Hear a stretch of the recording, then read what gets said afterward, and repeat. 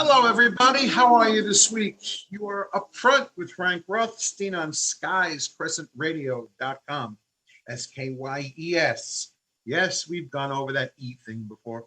SKYES crescentradio.com.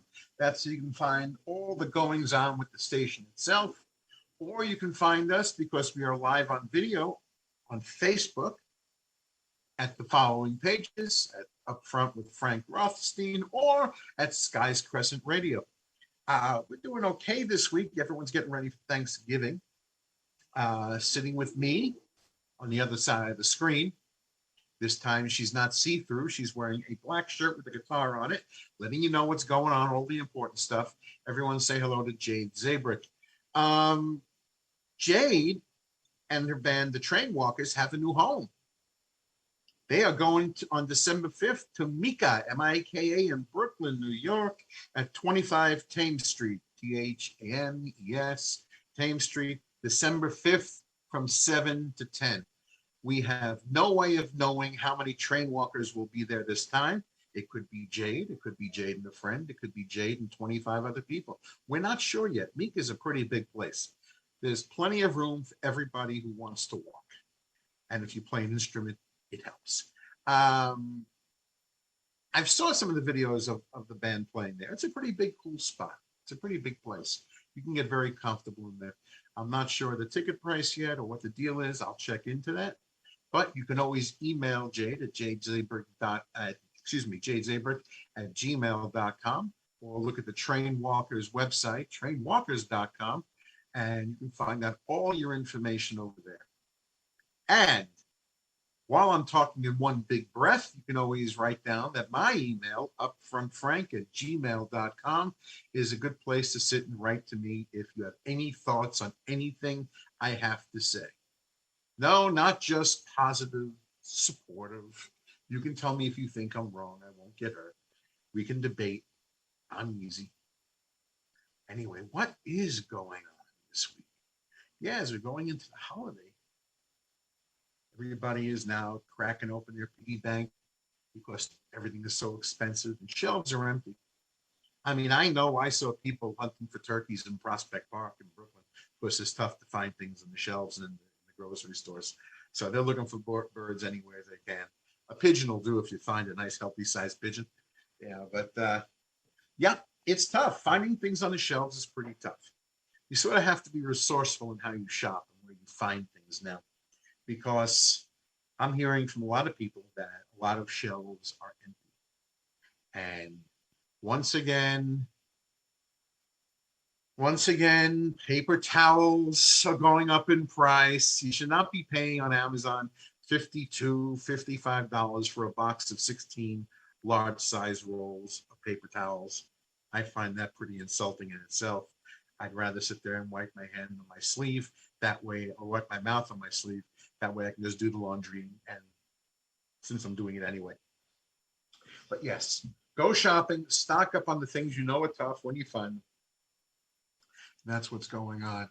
What is going on in the world? That is something I've been debating because I'm tired of talking about the same thing that everybody else is talking about. We all know that there was a verdict in the trial this week. Right now, I'm watching on the news, they're having the closing day arguments on the, I'm actually trying to read this here because I can't even read it. It says closing day arguments done for a day in Aubrey death trial. You know why I can't watch closing arguments in a trial? Questioning is always interesting. You know why I can't watch closing arguments? Lawyers do not shut up. This is just a fact of the matter. Lawyers do not shut up.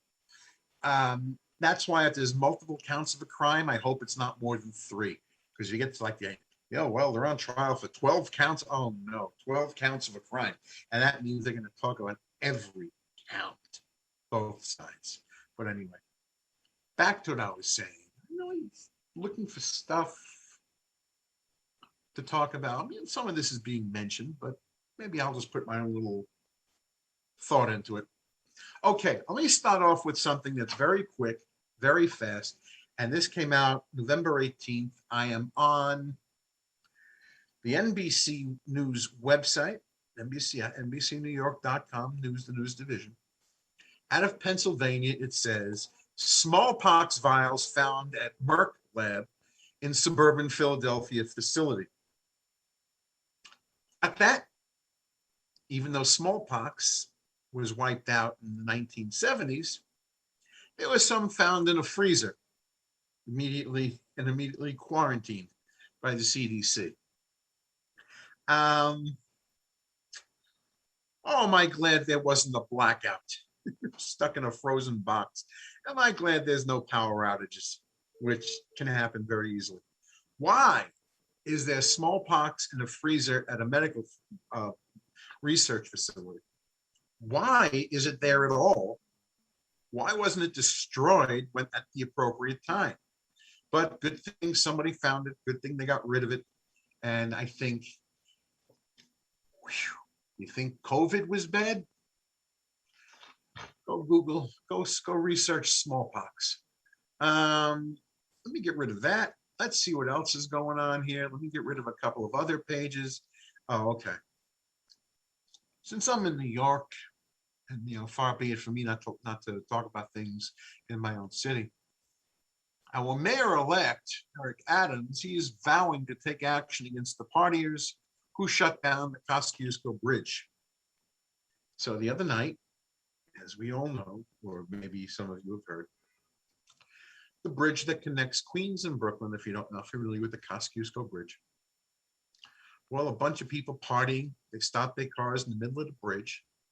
Some were doing circle turns, doing donuts, so to say. Some just stopped their car to get out, play some music and dance. And they shut down the entire bridge because they were having a party. And this is the way it goes. People, people thinking they can just do whatever the hell they want. So right now, as of now, there were no arrests. I don't know if there will be any arrests. I hope the incoming mayor, I should say, not new, incoming mayor, does look into it, does get something done. I mean, the man's a former cop. He knows what needs to be done. And of course, he refers to as unacceptable. Well, it is. Stopping a bridge so you can have a little fun is not the way to do it. Glad there was no emergency coming up. Glad nothing happened. Yeah. Okay. What else is going on? Oh, yes. There you go. Here's one. Let's get to something a little dopier. As we all know that when I tell stories, I don't do it like in some sort of an order. I hop back and forth. Can't begin to tell you why. Generation Z, this is from November 15th, that has decided that blonde hair is what? Chuggy and untrendy. Chuggy, the TikTok term for, it's not in style, it's outdated. So anyway, blonde hair is outdated. Everyone wants to become a brunette. And that's, TikTok is telling you this. That's all I want to know. What does TikTok have to say? But you know what I noticed about when I see all these pictures about who is deciding, the models that are deciding that they want to go from blonde to brunette, and who's telling you this, is that they're all beautiful women. These are all models, would-be models, aspiring models, web models. They are just people who just got the look, and they can do whatever they want. And I'm going back to a very old story about Marilyn Monroe when she did some modeling job, and one of the guys reviewing it said she would look good in the burlap sack. Well, then that's what she did. She had someone take a big burlap sack, tailor it to her body, and that's what she did a photo shoot on, the burlap sack. And that's what, well, I'm not going to compare them to looking like Marilyn Monroe, although these are very attractive women. Yes, these are people who could do anything they want because they look the way they do. I don't see anybody who will say is average, looks general, saying, but I don't know what's wrong with having blonde hair. I really don't. The world still worships Marilyn Monroe. She was blonde. You know, she was born redhead, but she was blonde. The character was blonde. And I'm looking at all these stories. Well, you have to be a brunette now. You have to. Yeah, this is, what is this? This is it. Generation Z and millennials are hung up. Oh, that's the Generation Z. Well, Generation Z has a lot of things going on. Maybe they just all need vacation. So do millennials. They all need a vacation. This is a very old story. Before I even jump to this, just remember, if you're blonde, there's nothing wrong with it. There's nothing wrong with it. Everything is fine. Style it any way you want, wear it any length you want, do whatever you want. Don't worry about what other people say. And how do I know that when you hear about trendy things, what's in style now? I remember I wasn't even a kid. I was already past being a kid when Levi's were not the style. The jeans, Levi's. Nothing more classic than a pair of Levi's.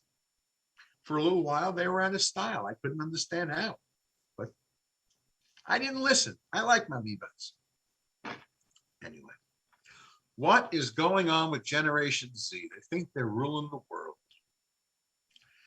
This article says, this is from the 19th. Says Generation Z and millennials are hung up on penis size during sex, according to a survey. Well, that's the old story of size does not matter. So, no, at least the debate over whether size matters or not. So anyway, yeah, that's the old debate still being continued. Well, I guess it's all up to the individual, the recipient, and what is preferred, I guess. Yeah, but okay. Okay. Yeah, everybody has their own little idea of what they want, what makes them feel good. I don't know how this becomes a social media event or a trend and how this gets surveyed. I mean, this is a very old debate, but okay, it was surveyed. Of course, I got this from the New York Post, which picked it up from somewhere else. Although this could be, no, this looks like one of their stories, of course. Anyway, this came off the medical website Medzino, which is 1,003 American adults, all ages, about their size preferences. Under the subject manhood shame, and discovered younger respondents are more likely to say size matters in the bedroom. Well, I don't know what they mean by younger. Let me see if I can find an age range here. And I really don't see it. But let's say younger is somebody, so we don't make them all little slutty little 15-year-olds. Let's say it's someone around the 20 to 20, 25-year-old range. Okay. A lot of people don't know anything anyway. So, okay, size matters. Good luck. Go get it.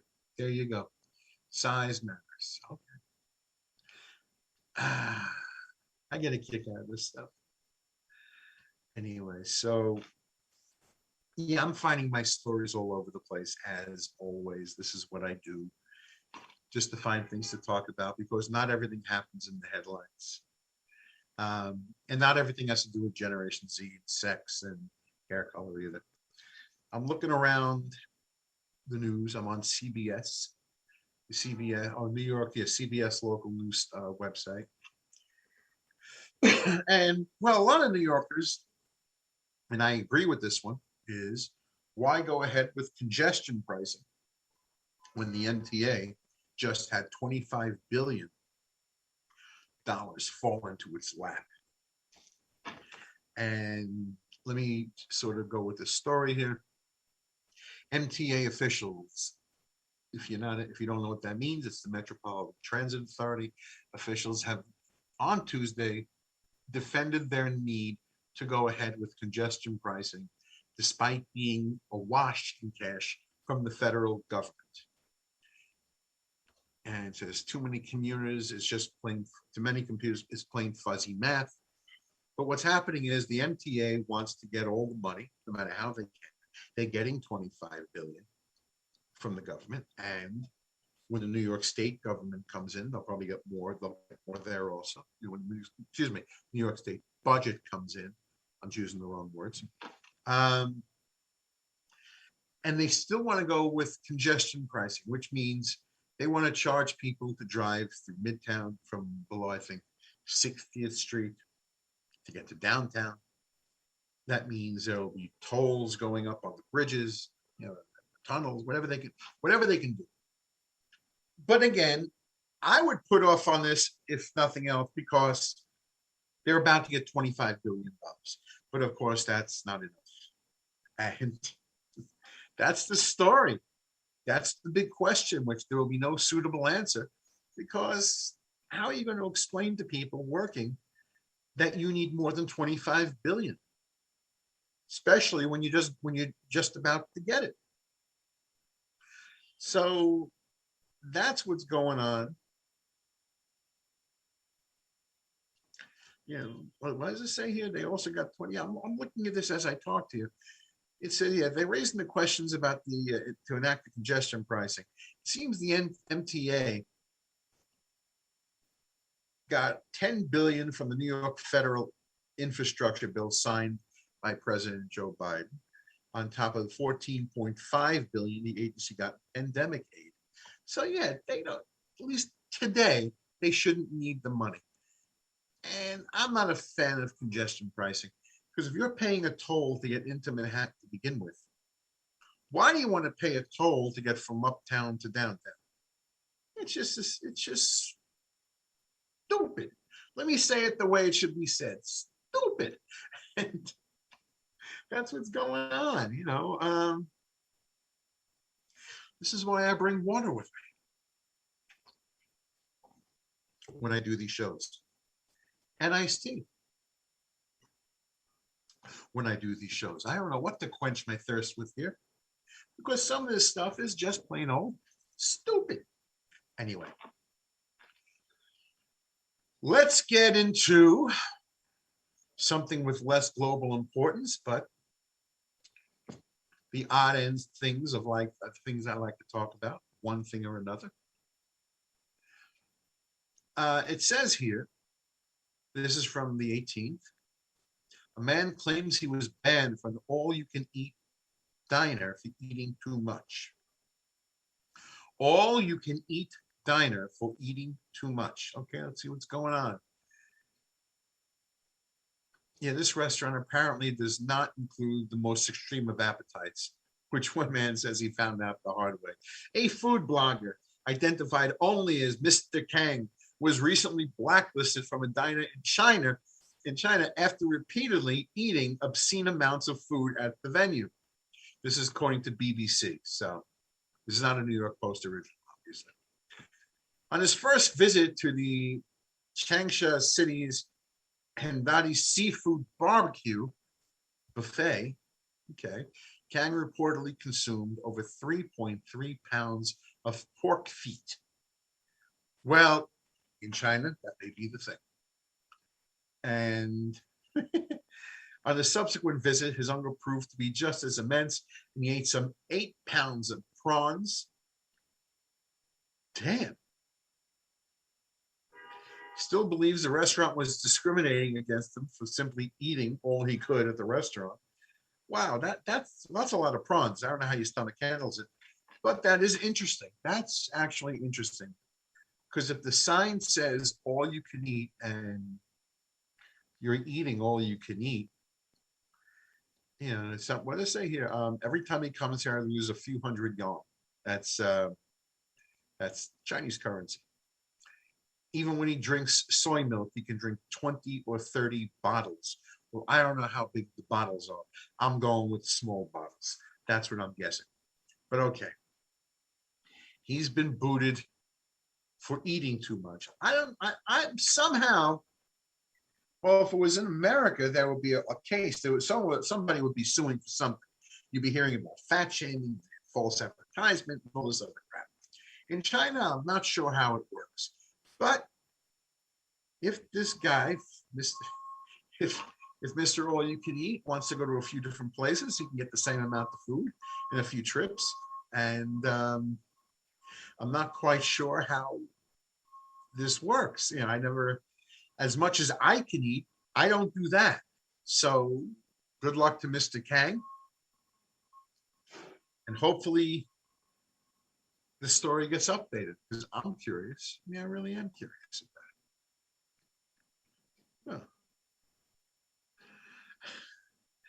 Huh. Again, if you'd like leave a comment on my Upfront with Frank Rothstein Facebook page. I will be happy to look and see if you have a comment there. I will be able to read it live. And we can discuss, at least I'll respond. And, I cover a host of subjects, varied amounts. Let me shift gears again. A student is suspended for saying there are only two genders, and that's according to a lawsuit. And a New Hampshire teenager is suing the school district after he was allegedly suspended from athletics for saying there are only two genders. The Exeter High School freshman said in the suit that he was hit with a one-game football suspension in September, stemming from a text conversation he had with another student off of school grounds. The lawsuit was filed on November 4th through an attorney with the Christian organization Cornerstone Action, with the claim that he stated a Catholic-based belief that there are only two male and female genders. Okay. The kid's lawsuit also claims Exeter's policy on non-binary gender identity and pronouns infringes on his First Amendment rights. Well, you're going to hear about First Amendment. The policy says students have the right to be addressed by a name and a pronoun of their choosing related to their gender identities, and also says that those who don't recognize others' gender identities or pronouns are violating the policy. Well, that could be the fighting. And here's why this is an interesting point. Let's put aside whether you agree with this guy or not. If you agree with this kid or not, suspended for one game. Okay. He's having a conversation with text messaging with another student off of campus grounds, presumably off of school hours, I'm guessing. But either way, the friend obviously gave him up, turned him in. Because otherwise, how is a school going to know about a conversation between two people when they're somewhere else? Can you order someone to believe what you want them to believe? I got to believe the answer is no. If you want to go with belief, I got to go believe the answer is no. You cannot change somebody's mind. How they're taught through a lifetime, whether it's in school or through church or through synagogue or through their mosque or anywhere, whatever their religion teaches them, if they're of course observing and practicing, whatever their religion teaches them is what they believe. Now he was punished for that because somebody on the other end of the phone had to have given him up. Otherwise, who would know about this? Leaving me to believe the old adage that we always used of never talk, shut up, another horn outside, never talk on the phone. Never ever discuss your business on the phone. You want to talk about something, meet your friend, go have a drink, two kids, have a slice of pizza, have something, sit somewhere, talk. Don't talk on the phone. Especially do not text message, email, put it in writing. Look what has happened here. Now, is a one-day suspension the end of the world? No. But the case itself, it will be interesting to see how this works out because this happened off school property. And again, off hours because they weren't in class texting each other. They were talking about it somewhere else. So let's see how this goes. Now, what this kid believes, what the student believes, I don't care. It's his business. But somehow, well, A, I'm more concerned that the other student gave him up. And B, I don't know how you're going to tell somebody what to believe. That somehow does not work. But okay. What can you say, right? Oh, speaking of football, I'm back on NBC. A Texas, what does it say? Texas youth football team is booted from the playoffs for being too good. The Flower Mound Rebels had a perfect record and outscored their opponents by numbers 199-6. We're talking about a team of 7 and 8-year-olds. I am not sure where they found these kids. Maybe it's the coaching. Maybe these kids are really like genetically mutated. I don't know what happened. Or maybe they're just a good team. I don't. More than likely, I'm going with the good team. But they were booted from the playoffs because they were too good.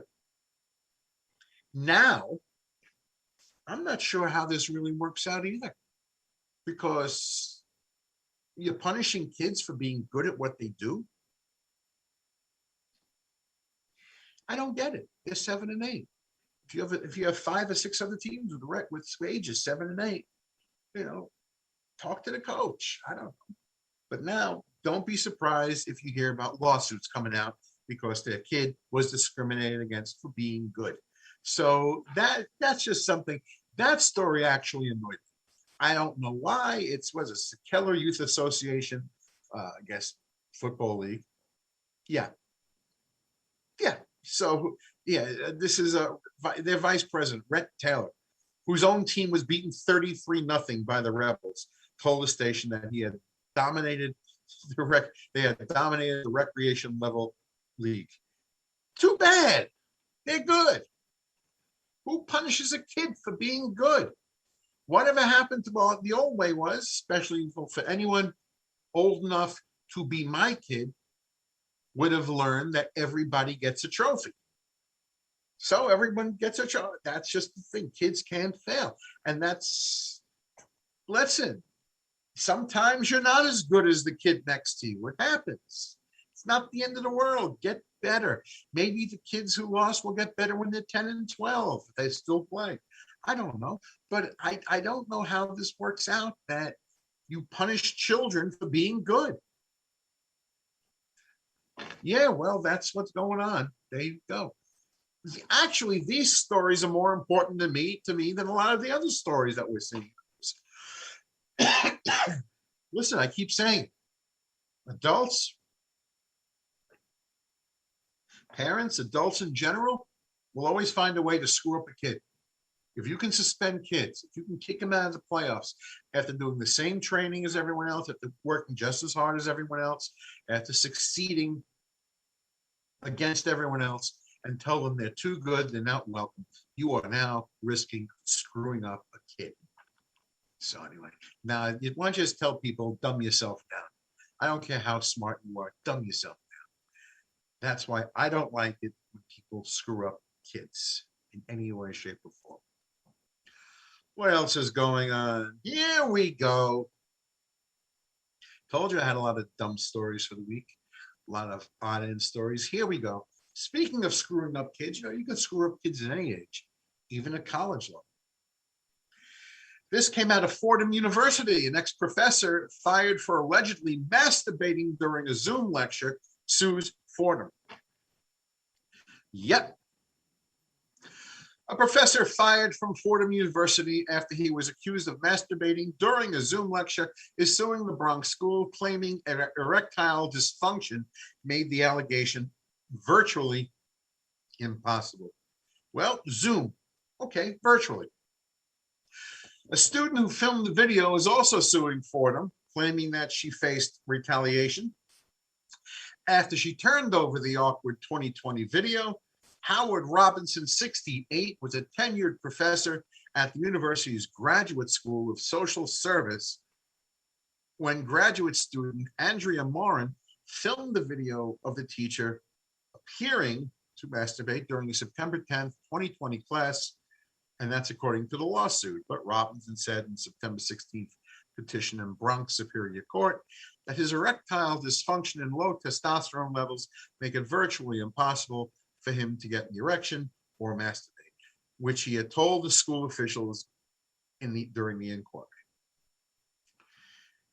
Morin alleged in her lawsuit that she saw Morin from above the waist and observed him for a period of 1.5 minutes, during which time he was shaking, breathing hard, and saying, "Oh, Well, I'm not. We're not on network here. Oh fuck yeah, that's what he's saying. Oh fuck yeah, this happened to students had broken into a different breakout room.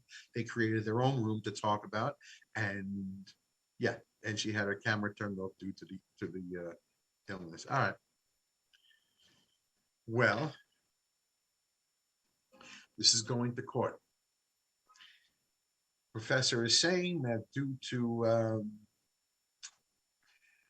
his erectile dysfunction, he has trouble urinating. So, okay, whether he is masturbating or urinating during a Zoom meeting in front of people, no good, no good. So I'm not sure what this does, down the road. I mean, how this is going to work out. Maybe two parties are suing the same school. All right. Two parties are suing the same school. One suing the school for allowing this person on the air. The other one suing the school for getting fired for doing what was ever going on the air. Let's see. What does it say here? If sexual misconduct violations fall under Title IX, Robinson would be entitled to a live hearing from both parties according to the suit. Yeah, he's going to have he's got grief. And now let's see what happens to the students who will now also one way or another be blinded for life. So that's what's going on up in the Bronx. What can you do, right? They're lining up traffic. It's getting busy. People are leaving the city early. It's coming up on rush hour. You hear that, right? They think honking during a red light will make them go faster.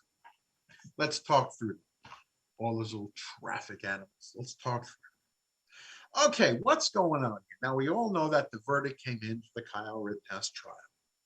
Okay. I'm not going to go into the trial. What I'm going to talk about today, this comes out of Kenosha, Wisconsin, of course, is, excuse me, the headline is father-daughter duo march alongside anti-Rittenhouse protesters to protect them. Both of them are armed with, I guess they're AR-15s. Pretty big guns, whether it's an AR-15 or an AR-14, they're pretty big guns. It says here, protesters upset over the acquittal of Kyle Rittenhouse marched in Kenosha on Sunday in the presence of Second Amendment supporting father duo armed with AR-15s that said they were there to protect the demonstrators. We just do security for different groups. We're doing a favor for them. Dad is Eric Jordan, 50 years old, walking alongside his 16-year-old daughter, Jade. It seems that he's been teaching Jade about guns since she's 4. Okay, well, let's say Jade is an expert in how she handles a gun. She looks very comfortable carrying it. They are both dressed pretty similar, pretty much all in black. Looks like a cold day. Well, it's Wisconsin, better be a cold day. And they're out there doing their thing, standing, looking around. They're going to protect the protesters. Again, protest all you want. But as I said many times, the best intended parents will find, I don't know what they're doing now, their truck is open and closing. Parents will screw up their kids. How this time? A 50-year-old man is taking his 16-year-old daughter out with an AR-15 to protect demonstrators. Why, I don't know. Now, what he wants to, I don't get what he's doing, but okay. It's now, look, I said this when the trial ended. Whether you agree with the outcome of the trial and what happened, what Kyle Rittenhouse did, what did not do, or what the guy honking his horn outside is doing or not doing, if you agree with it, that's one thing. But what this did do is give license to other people to do the same exact thing. There is no way this twosome, dad and his daughter, is not doing the same thing. And why would a 50-year-old man want to put his daughter into that same exact position? She is 16. I mean, you don't know what's going to happen in protest. It's dangerous out there. It could be very dangerous. We've been seeing now for the last couple of years what happens during protests. We've been seeing for the last, 1 second, getting rid of the video. We've been seeing for the last few years what happens during protests. It gets dangerous out there. Why would any sane person want to put their child at risk this way? And pretty much by giving her a gun of this size, you are asking her to be prepared to shoot somebody. Not saying be prepared to kill somebody. Oh, actually, you're saying, yeah, be prepared to kill somebody. You're using a gun of this size. This is not a small caliber weapon. I'm sure this isn't like in a TV show where you say one in the leg. You don't just do them, pop them in the leg, and that's the end of it. This kid's carrying a high-powered weapon. She's 16. If something really happens, she can get hurt. She can get killed out there. You're asking for it. And this is why I don't care about his rights. I really don't. Keep your kids safe. Don't tell me about your Second Amendment right. Your Second Amendment right does not allow you to put your kids in harm. It doesn't. I don't care what part of the country you're in. But this decision this week, and I understand Wisconsin has a few little clauses in their laws which allow it for Kyle Rittenhouse to be acquitted of any crime. Okay, fair enough. But that doesn't give this guy the right to bring out a 16-year-old. And I really find this to be wrong. It's just wrong.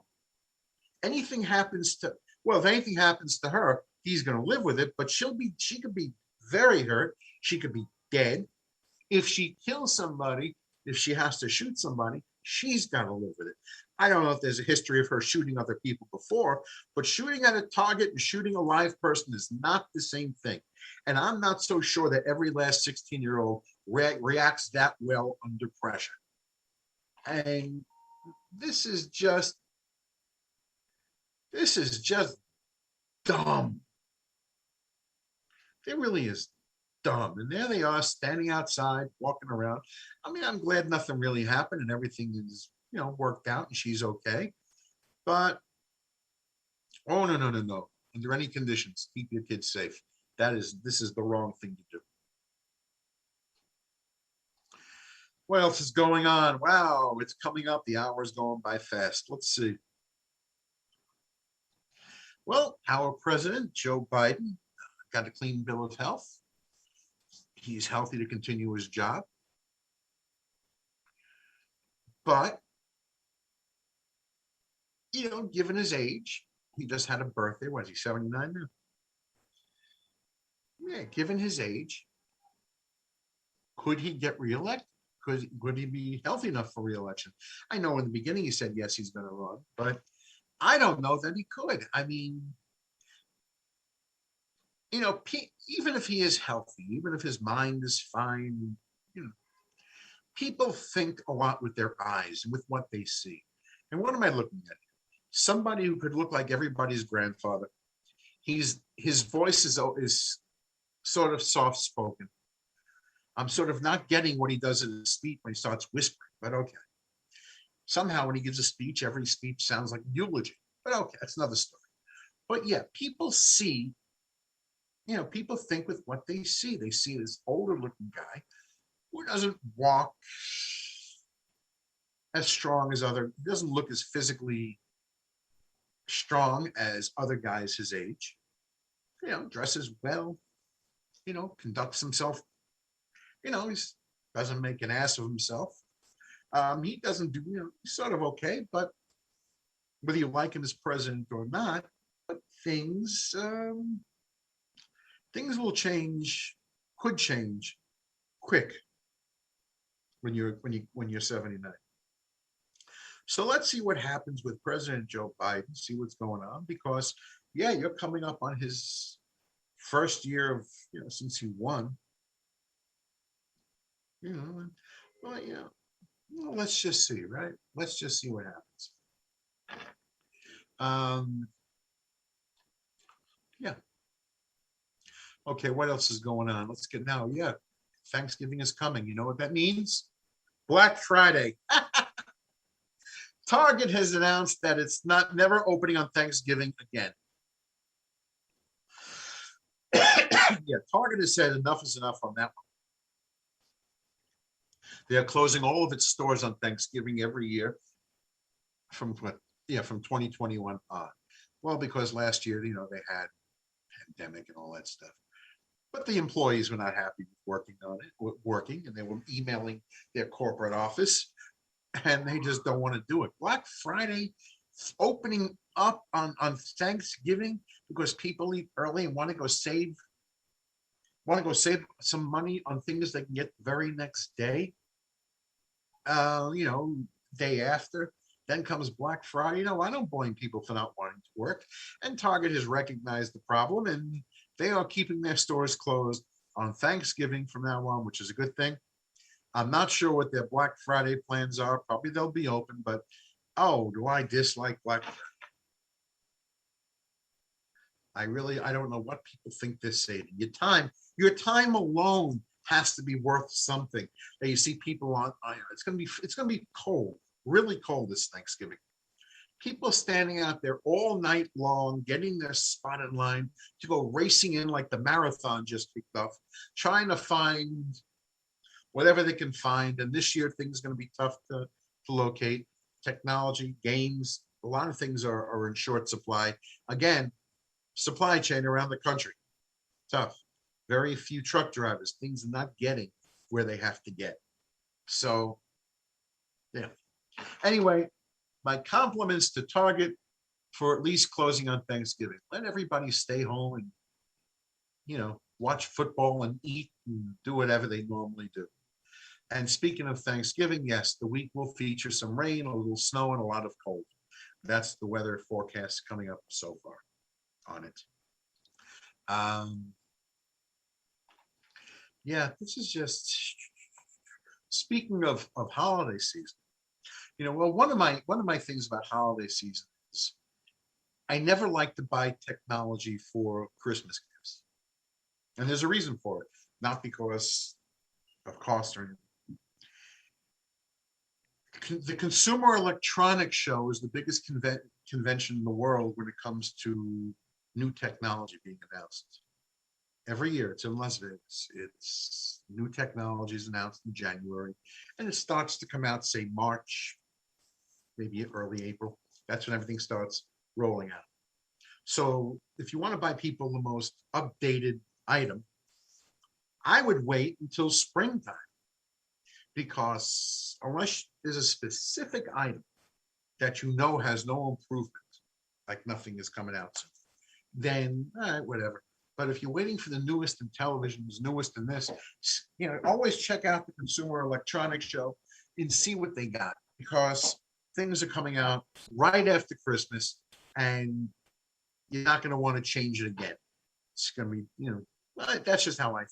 Anyway, Peloton, the stationary bike, Peloton, they're making a bike for kids. And of course, child development experts are whining about it. It says the indoor cycling craze has come for American kids. Little Tykes, the children's toy maker, watched sales of Peloton stationary bikes soar last year when the pandemic hit. So they saw a chance to create something for kids to enjoy alongside their parents, according to Little Tykes Vice President and Production Development, Kevin Bloomfield. Little Tykes has released the Pelican stationary bike for children ages 3 to 7 with a screen attachment for viewing videos. Peloton's popular stationary bike for adults comes with screens that can display exercise classes and a social touch to exercise along. All right, so they're doing that for kids. And of course, the child development experts are saying this is wrong because the screen takes away from their social development abilities. It can impede them. Well, I'm not sure what's going to be on the screen, if it's an exercise program in terms of for a child, that a 3 to 8 kid, say 3 to 7 can understand, depending on their age and the program being used, well, then they are just like their mom and dad, and they're sitting next to them, doing their time, pedaling away, watching this kid go up the hill, go down the hill. So, but if it is sitting there to watch regular cartoons and just another way to watch a tablet, then I can see where it takes away from their social development. But, some states like well, New York is going to be pretty cold and snowy this year. I don't know that I want my 5-year-old out there speeding around on a bike so fast. I can understand why having a stationary bike for a kid may work. I'd like the concept of the size of the thing, but it depends on what's on the screen.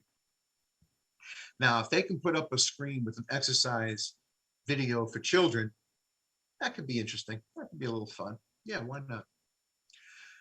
Let's see what, oh, here it is. There was a video on TikTok.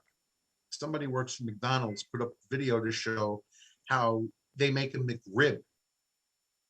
This took on a lot of, okay. I don't know if you can hear that sometimes when I hit a page on my computer, their automatic video pops up. Okay, 9.9 million people looked at this video, more than 800,000 times. 9.9 million views. Oh, and liked more than 800,000. Okay, it's pretty good. I was wondering how the math worked out. It begins showing a man putting on plastic gloves, then grill the boneless pork meat, which is used for the 520-calorie meal. Pale pink meat is dipped in barbecue sauce once it's cooked. Viewers said the bread bun is toasted and hands full of onions and pickles are added before it is filled with meat, like putting together any of their other sandwiches. Then they're showing you how it works. They're taking a piece of frozen meat, they're putting it on a grill. The sauce is in a drawer right below the grill. It's all set up and made for functionality and speed, rather than taking the meat from here and going over there to get it. So does it look good? No. But the McRib sandwich has been around for a long time. People enjoy it. And I always go with the idea of, I don't want to know, because I'm crazy. If I could see an open kitchen, I will notice what's going on immediately. This is what I do. This is what I look for when I go to get my food, which is why guys who work behind the deli counters in the grocery, they hate me because I see everything. I really do. I mean, I'm looking for it. You're serving me food. That's why I was never a lover of open kitchens, because it'll just drive me insane. But if I can't see it, I don't know it. And it's not that I'm a lover of a McRib sandwich, but it can't be much different than a quarter pounder or a Big Mac or a Whopper or anything else. It just can't be. What do you think when you go to get a Philly cheesesteak in your corner grocery, your corner deli, they're using steak? They're slicing up a roast beef and they're putting it on the grill with some onions, take a few slices off the boar's head and put it on the grill and slice and dice and do it, put it on the bread. One of the things I like is actually in Dunkin' Donuts. Excuse me, Dunkin'. I love their egg sandwich. They have pretty good bagels. I really like their bacon and egg sandwich. I've watched them prepare it. I'm sorry I saw it. It looks like they have half prepared eggs, frozen. Now every day they take out a batch and put it again in the drawer, the whole drawer, and now they put it in the thing, slide it into like a shelf of an oven. They heat it up, they put it on bread, however they make it up. I like butter on it, and they serve it to you. I don't want to know what's going on there, but unfortunately I do. But the thing is delicious. I should return it when I get it, but the thing is delicious. So a lot of times you just don't want to know. You think I really want to, I grew up with a lot, now you can't say anything about anybody. But I grew up, everybody was joking about what went on inside of the kitchen of a Chinese restaurant. In some restaurants, they have found cat. They have found pigeon. It's not all chicken, gang. I'm sorry to say, it's not all chicken. You don't always know what's there. You think that when you're going into some easygoing restaurant and you want, say, a veal parmesan hero, a veal parmesan sandwich of any veal of any, a lot of times it's simply pork. It's not really veal, it's pork. But you don't want to know. You want to be able to enjoy your meal. Now you know, but can you go back there again? So anyway, so that's just what I was saying. Of course, the restaurant is sticking by itself. It's been a staple of our menu for, okay, topped with slivered onions, crunchy dill pickles. The McRib has sold more than 10,000 restaurants across the United States. Of course, McDonald's is standing, by its product. They're supposed to. And this is what happens. So anyway, when you go into a fast food place, especially, just do this. Look at the floor. Just look at the floor. Better. We're coming up on time. Okay, listen, look at this. I actually timed it right. All right, this is 3 stories in one. Okay, 3 hours ago, Oak Brook, Illinois, Louis Vuitton, 14 people rushed into a store outside Chicago and ran out with at least $100,000 in merchandise. Nordstrom is saying that, yeah, mob of people robbed the California Nordstrom and laid a series of high-end store robberies. And this is not like 2 or 3 people. They're going in there. Remember looting from a year and a half. What is this? Bay Area. Mobs of looters target Bay Area retailers for the 3rd straight day. Okay. If I read all these stories individually, they'll be worded a little bit different, but they'll be basically the same thing. Looting is starting again. Well, holidays are coming. People think this is the way to be. People think they're allowed to do it. Why? Because no one does a thing. No one does a thing. You can't hurt anybody. You can't defend yourself. Can't defend your store. Can't do anything. Now, that may not apply to every last place in the world, even though it should, but you go to certain places in New York, certain places in other parts of the country, certain towns, certain areas of towns. Yeah, don't try it. But this is what's going on. It's starting again in the West Coast. And it's not like you can just do what you want. So nothing says protesting. Nothing says anything else. Nothing says you're whatever it is you're trying to say. Like breaking into a department store, a jewelry store, or anywhere else, and cleaning them out as best you can. And not even leaving a notice to what you did. So that's what's going on the West Coast. And that should be the story for the week. Okay, if you have a retail shop, I suggest locking your inventory away. Best you could do. More importantly, don't screw up the kids. That's all I got. Don't screw up the kids as best you can. It is 5 minutes to the hour. There you go. Everybody have a great Thanksgiving. I know Jade is cooking dinner. They're cooking dinner in Jade's house. I know she's sending me a big hot plate by FedEx. I will be at my aunt's house carving the turkey again. And I'm glad I bought my aunt that knife sharpener because I told you the story out here. Let me tell you again. I'm sitting there one day with this carving knife and I'm carving a turkey and I'm just, I'm trying. And it's not working. So I have my aunt sitting next to me and I'm saying, listen, can you please buy a knife? I always ask them to sharpen knives. Nobody wants to. I'll pay the $20, get it sharpened. But no, nobody does now. Her, not my cousin, nobody. So I'm sitting there one day, she's standing next to me and I take out the carving knife. This is a box cutter, but I take out the carving knife and I'm doing this on my hand. Right, you see that? I said, there's something wrong here. She goes, what? I said, I'm not bleeding. This is a problem. I'm not bleeding. So anyway, I bought her a knife sharpener and I will spend 20 minutes before turkey cutting time, making my own life easy. That'll be my gift to myself. I don't need the desserts or the wine or the side dishes. I want a sharp knife so I can enjoy myself and not risk breaking my hand when my knuckles hit the counter. Anyway, that is the story. Everybody have a safe Thanksgiving. Feel free to overdo it. Everybody bring a dish. And don't go Black Friday Christmas shopping because all you could do is stay out in the cold, and then you're going to get sick for Christmas.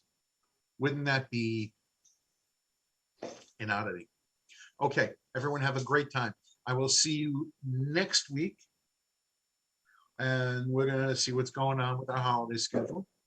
You know, I may just want to go tropical and lay on the hammock all day long and not think about the stories, the crazy stories.